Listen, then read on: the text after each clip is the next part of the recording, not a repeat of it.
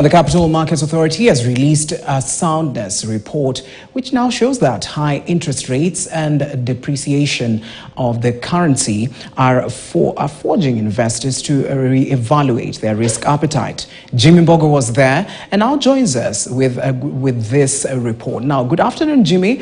What is the latest from your end?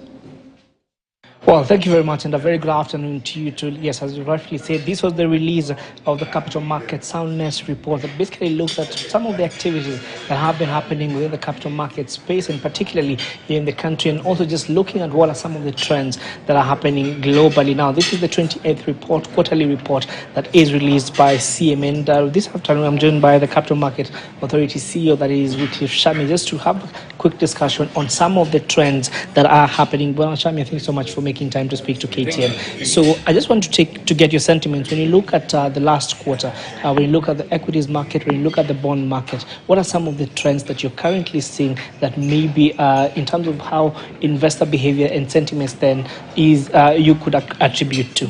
Thank you so much, and perhaps maybe first to start with where we have a lot of discussions around listings. Of course, if you look at the report as it is, globally we had around 350 IPOs. It tells you even other markets are experiencing the same drought we see here.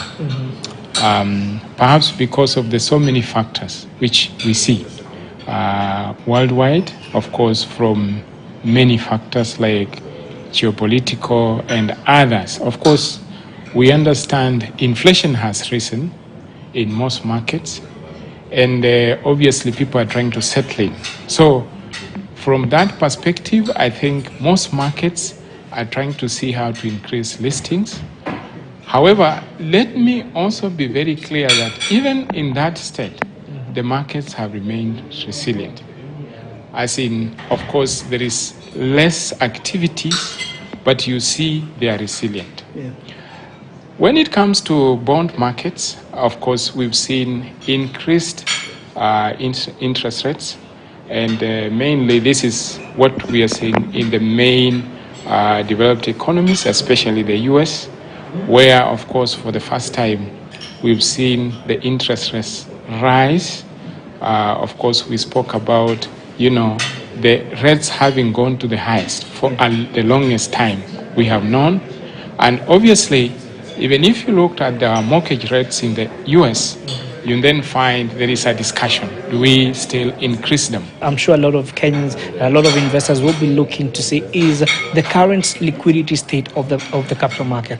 And I just want you to help us understand in terms of where are we in terms of liquidity, and what is the regulator doing maybe to make sure that the market is stable, even despite all the other factors that maybe would influence the liquidity state of the market. So the rate of liquidity within our market has remained low, around 4%. And of course, there are quite a number of initiatives we've looked at just to ensure, we improve this.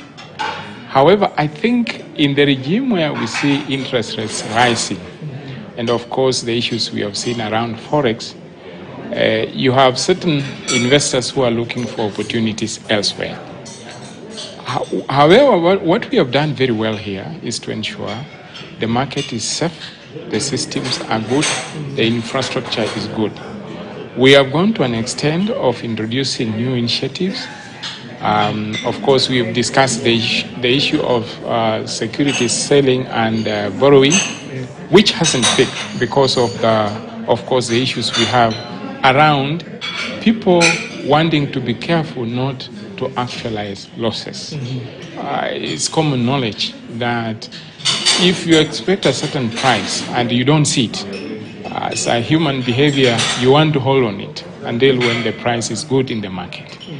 And therefore, we know once some of the macroeconomic issues are handled and of course are calmed, we'll see a bit of more activities in the market. And you've talked about the drought that we are seeing in the market. And I remember earlier on in the year, this is one of the areas that the president talked about while he was at NSE. And one of the things that he said is looking at some of these state-owned enterprises that then can be listed into the market. Maybe update us in terms of are those conversations happening and at what stage are they? Thank you so much. And that is a very important question because, as you said, the president is interested in this. Maybe just to assure you, as a regulator, we have had quite a very rich pipeline from the private sector. And I know it may take some time to see some of this, but I want to confirm that there are certain applications which we are reviewing. I'm sure you've seen we did approve the Sukuk bond. We have approved a restricted order offer for AAK. And then, of course, there are others you'll be seeing. This is from what we promised from the private sector. And we are hopeful that we will see some of this, of course, transaction before the end of this year. I'm hoping that by December, NSE will become a bit active when we are listing some of these instruments. But let me say, on privatization, we've seen very positive developments.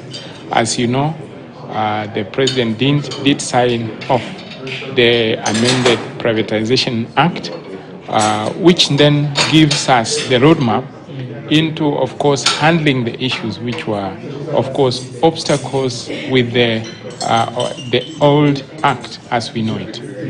And I think where the discussions are will be around, so which are the specific state-owned enterprises that will line up for privatization?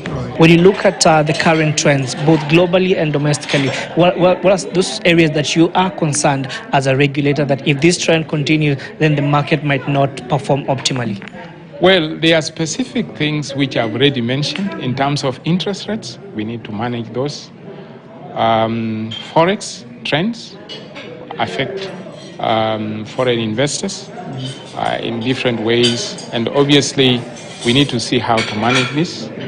We have had discussion with the government over the tax, of course, incentives, because issuers will want to see certain benefits, and we're having very productive discussions with government.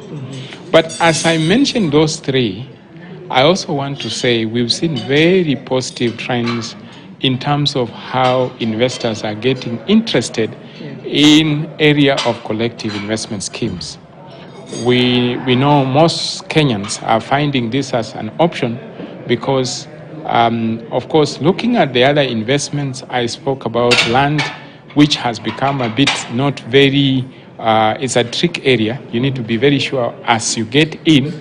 But when you look at, listed securities and other securities and investments, which collective investments have been very active in, you are sure of certain things because of the professional management that comes with the way collective investment schemes are run. All right, thank you so much, Bonachami, for making time to speak to us. And of course, there you have it. We'll be looking at this report, just what are some of the other things that are contained in this report, just to be able to inform our viewers, and particularly those who are interested in the capital market space, and even those retail investors who are looking for places to put their money in. But for now, back to you. All right, Jimmy, thank you so much for that. Now we go for a short break, but remember, when we come back, we're going to look at Wakili AI. So stick around for that.